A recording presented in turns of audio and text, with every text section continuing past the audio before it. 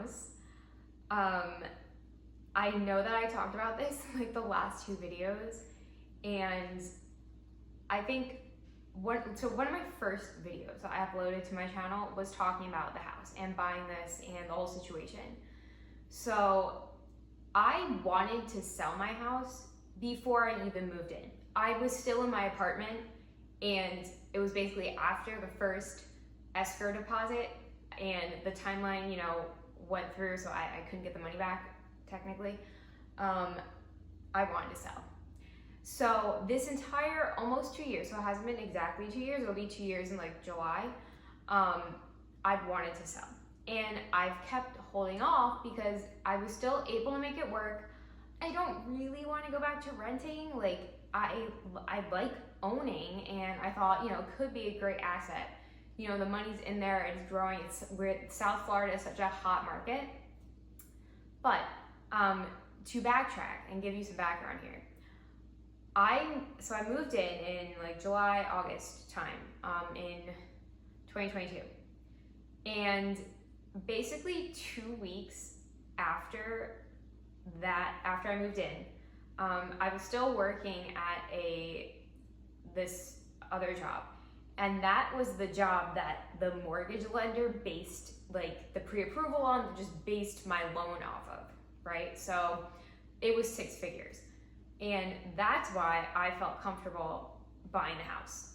Why not, right? So basically, I moved in. They knew, the company that I worked at knew I bought a house. We celebrated on a little Zoom call, I remember. And I actually started crying on that call because it was just such a fraught situation of just getting this place. And then I move in, and it's like, I haven't even unpacked my stuff. And they laid me off. They literally laid me off, and they knew that I just bought this place. And so I literally am like, oh my God, I have a mortgage now, a huge amount. It's literally, I was renting my first apartment here. So this was back in 2021 for $1,475. And it was 800 something square feet, whatever. And now I just went up to a mortgage that was 21 something hundred plus the 2 HOAs I had to pay. So in my mind, I'm like, oh my God, how am I gonna do this? Because now all I have is my business income, which is from my blog. And I've said this many times, I always kind of use that money as my retirement. I didn't live off that money, which was nice, because I always made sure I had a long-term contract role, some other freelance work. I always made sure I had something else that was my main source of a living income. So I lose that. They give me severance for 2 months. And at this time, I'm like, okay, I'm gonna have to start using money from my blog to actually pay my bills now. And for that first year, I felt like this was such a good time to kind of heal from the burnout I felt. I was working 3 jobs basically at one point, and I was just so tired from the move, from everything. It was my time to heal. So last year was really that time. I really took the rest of 2022 and most of 2023 to really just spend my days how I wanted. I started the YouTube channel was one thing. I went to the beach all the time. I was always out doing something, and I just kind of tried to reset everything and just kind of see what I wanted to do. I got my yoga teacher certifications and my NASM certifications, so maybe I could try that. Maybe I can actually go out and get a job at a gym and do the personal training. And I was able to always make it work. It was fine, and I always could pay all my bills. Then obviously with this huge influx of people moving to South Florida, right? This real estate market is not like the rest of the country. So anything you hear on the news, it's probably the opposite. Everything is still rising. It's crazy. People don't care about the interest rates down here. And so that's why I'm like, let me just hold it as long as I can, whatever. I went at the start of 2024, so in January, I did get in touch with another real estate agent, and we got all ready to list it, and I actually toured apartments. And I'm like, maybe it's time to kind of let it go and just be a little more free to move around. And just seeing things that came up, I was like, it's really not that big of a difference in terms of like money, like it's pretty even. And I just wasn't falling in love with any of the apartments that were available at the time. So I was like, you know what, maybe we will reconvene and reassess in April, so in the spring. So when my mortgage comes out, a few days later, they send you like, an electronic, I guess it's like an invoice and like a paid thing. They send you a statement, right, in your portal. And so I guess in February, right around the same, I could have sworn it was like the same time. I don't know. They must have sent another letter. I had no idea though. And I know that my property taxes get pulled out automatically, like it pays my insurance, right? So I don't have to deal with that. That's what I was told. I also applied for homestead, which when you live full-time down in Florida and you own, you apply for homestead and it like reduces your property taxes, or like it doesn't allow them to increase too much. However, when you buy, the property taxes get reassessed. So no matter what, like when a new owner comes in, they just reassess the whole thing. So I knew that my property taxes like looked like they doubled from on the statement that I saw from last year. And I was like, wow, like that's just crazy. And I had assumed that maybe my mortgage would go up a little bit, right? Well, all of a sudden then on April 1st, I look, and mind you, I just paid my 2023 taxes. So I just had like a huge chunk of money coming out, and I knew the mortgage was coming out, but I was not expecting to see like almost $3,000 come out of my account for the mortgage. And I'm like, oh my God. So in a panic, I ended up calling the lender, and they're like, yeah, that's because like they're like deficient to like pay the property taxes like for the next year and like whatever. And like I could pay it all off right now, or I could just have it come out of my monthly income. And then even when that amount is like refilled into the accounts or whatever for the insurance went up, of course, in South Florida, and it was like the escrow, I guess, from the property taxes. And no matter what, my mortgage would still be increasing about like $200 something. So I was like, oh my God, yeah, there is no way that this townhome is worth almost $2,700 plus the 2 HOAs. So I was like, all right, that's it. It's time to sell. So I talked to my real estate agent on April 1st, and I'm like, that's it, we have to sell. So she's actually coming a little bit later today to stage, and then we're having a photographer come tomorrow to take new pictures. Because even though I had old real estate pictures taken of this place, because I planned to list it in May of 2023, or May of 2023. They're absolutely terrible, and I was totally scammed again on that whole thing. But that's another story. I do want to do a video of talking about like being a first-time home buyer and just doing everything by yourself as a woman. There's just a lot of things I learned. So yeah, she's having a better photographer come and take much nicer photos. And then on Saturday, I believe, we're having an open house. So I'm not going to be here for that. Thank God. It's 3 hours and she's going to deal with it. And I don't want to be here when people are walking through. Like, this place is still like a bachelorette pad, and it's like, at least I had a couch now, but it's like, I just can't deal with the stress. Like whatever. And it's also like, so I want to sell relatively fast, right? I want to sell it or get someone under contract maybe by May. And then it's the scary part of finding an apartment in time and just showing them that, how they're like, oh, you need 3 times the monthly rent or whatever, like whatever. I'm like, I hope, like, no matter what, it's a little weird when you're like a 1099 worker and your income is fluctuating and stuff.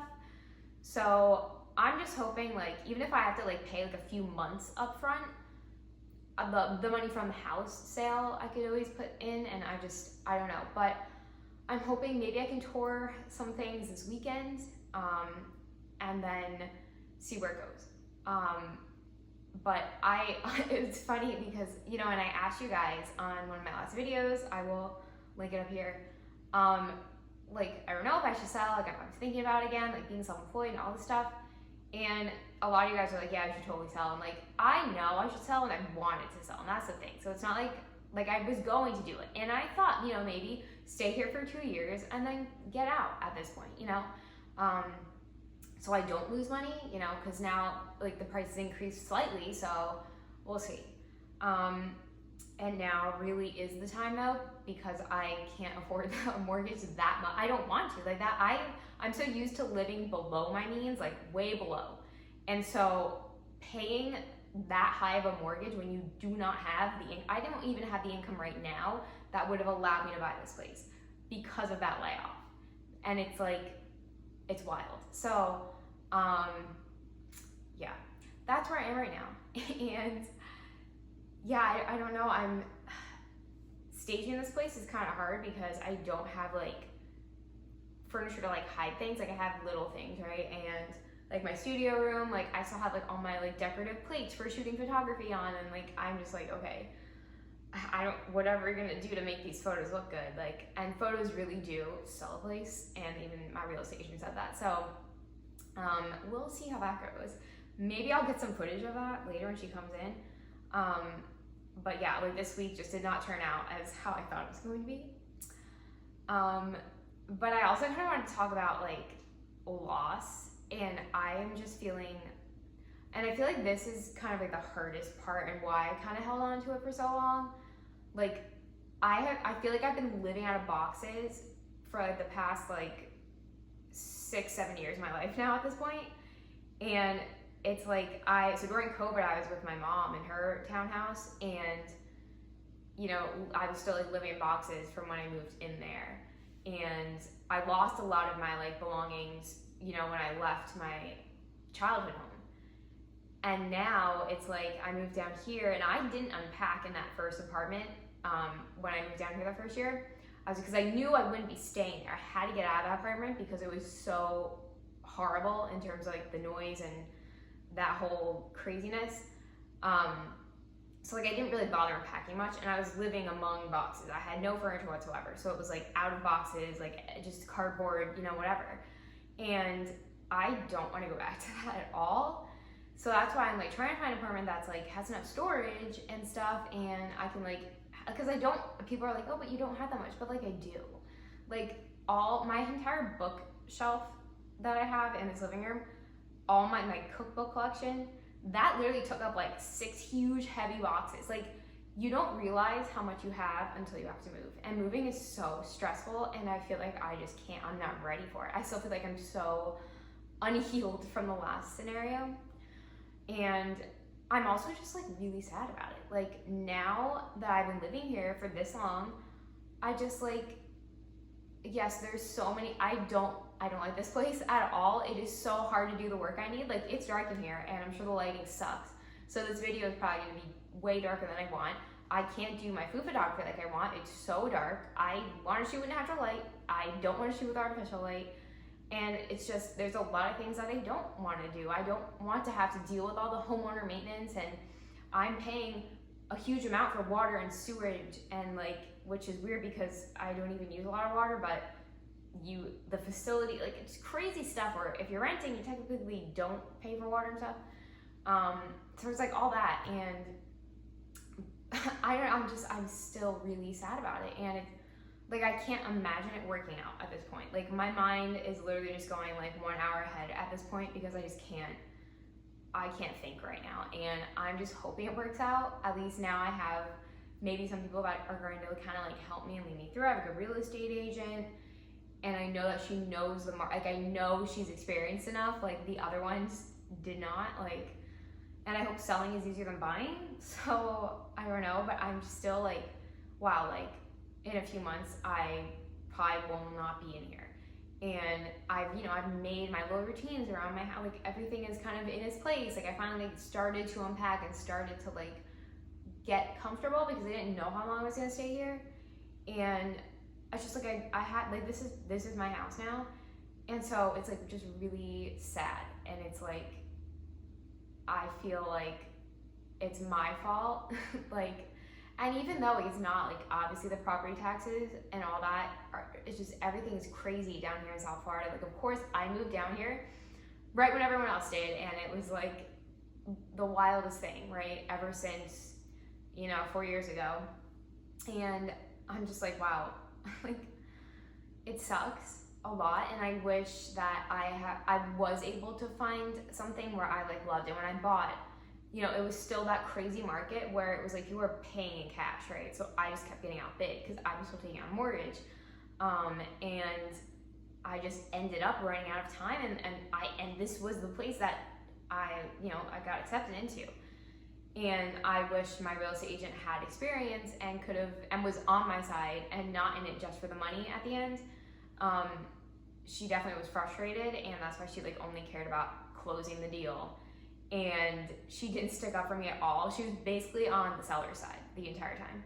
So I didn't even get a good deal on all this. And there was a lot of red flags and things that there definitely were times where I could have backed out if I had someone who was like fighting for me and knew how to do things and like legalities of things, especially because I did get let go from another job that I had during the whole process. And it was like, I don't know, but it's like I just keep thinking about like if I had found another place, I don't know, I just would have been happier. Now, of course, this was out of my control, the price increase. $500 extra, like, are you insane? So, like, I can't control that. That's not my fault. You know, I'm lucky that I still have insurance. A lot of insurance providers down here are literally dropping dropping homeowners, and people are scrambling to find new insurance. The property tax has nothing to do with me. I filed for homestead, that's it. So it really sucks, but now it's like, all right, it's time to get out. But now I'm also feeling regret, like, wow, like you really should have done this like a lot earlier, but like I was making it work and I was trying to just enjoy it as much as I could, and just, you know, I wanted to feel that gut instinct where you're like, yes, this is it, because I didn't feel that when I bought this place. And so maybe I would never have felt it, but I wanted to feel it saying, yes, like it's time to let it go and it's time to rent, and I'm okay with that. And I never got to that place. Now I'm being forced into it again. I feel like it's gonna be another rushed, crazy scenario. So I'm just like, there's been a lot of tears. I'm really sad, and hopefully it'll be fun, but I definitely do want to take you guys on the journey of, you know, touring other apartments and then moving in. So from being a renter to being a homeowner to being a renter again. I know so many people rent now, and rent is cheaper down here, and it's not like a bad thing, and I should be embarrassed by it or anything, like whatever. So I know like in the end it will be good, and I'm sure it will work out. I just mentally, like the bandwidth it takes and the stress, like moving is one of the largest stressors out there, one of the biggest stressful life events besides like getting married, death, whatever. It's like, yeah, I know, and I'm still trying to find like some extra freelance work and stuff like that, and it's like, that's kind of what I wanted to do. Once I got like an extra little something on the side, I would have felt more comfortable too even rent. Just, I wanted a better financial stability. I wanted to feel that. You know, other people might be totally fine in my situation, but I know that I need more to feel really comfortable. And now it's like, that's it, you know, I have to sell this place. So yeah, now it's time to like turn my mind into like finding something that's suitable, where I'm going to be, I don't have to be like 100% happy, but I need to feel comfortable there, and just know that like, of course renting is temporary, right? So it's, you know, you sign a year lease, you can even break the lease early and whatever, you lose like 1 month's rent or something. Like, I know it'll be okay, I know it'll work out. But I mean, I can keep saying that to myself, but I don't know. Well, I think it will, hopefully. But yeah, I'm sad, and of course I'm gonna be sad. This was my first house that I owned. So I guess before I move out, I have to do like an actual tour, because I know I didn't do like a video tour of my apartment. I'm sad that I don't have like a lot of video of that place. But this place, I will take you through like a whole little, I mean, it's small, whatever, it's like 1,400 something square feet, but yeah. So hopefully you guys will come along on my journey, and yeah. So like, comment, subscribe, and I will see you guys back here next week.